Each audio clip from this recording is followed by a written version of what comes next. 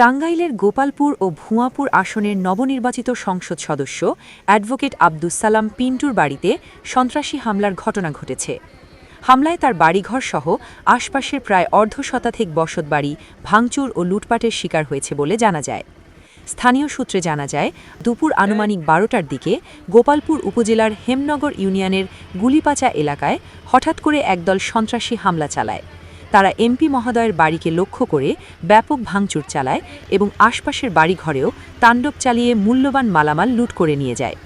এ সময় এলাকা জুড়ে আতঙ্ক ছড়িয়ে পড়ে এবং সাধারণ মানুষ নিরাপদ আশ্রয়ের জন্য ছোটাছুটি করতে থাকে।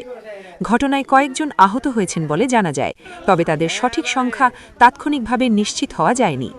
খবর পেয়ে দ্রুত ঘটনাস্থল পরিদর্শনে আসেন গোপালপুর উপজেলা নির্বাহী কর্মকর্তা জিল্লুর রহমান এবং গোপালপুর থানার অফিসার ইনচার্জ আনোয়ার হোসেন।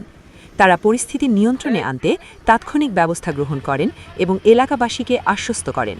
বর্তমানে এলাকায় অতিরিক্ত পুলিশ মোতায়েন করা হয়েছে এবং আইন শৃঙ্খলা পরিস্থিতি স্বাভাবিক রাখতে প্রশাসন সতর্ক অবস্থানে রয়েছে। তবে ঘটনার পর থেকেই স্থানীয়দের মাঝে আতঙ্ক বিরাজ করছে।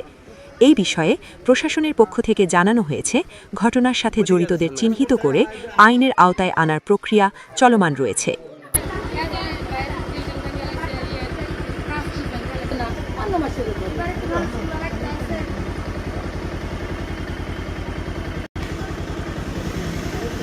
এই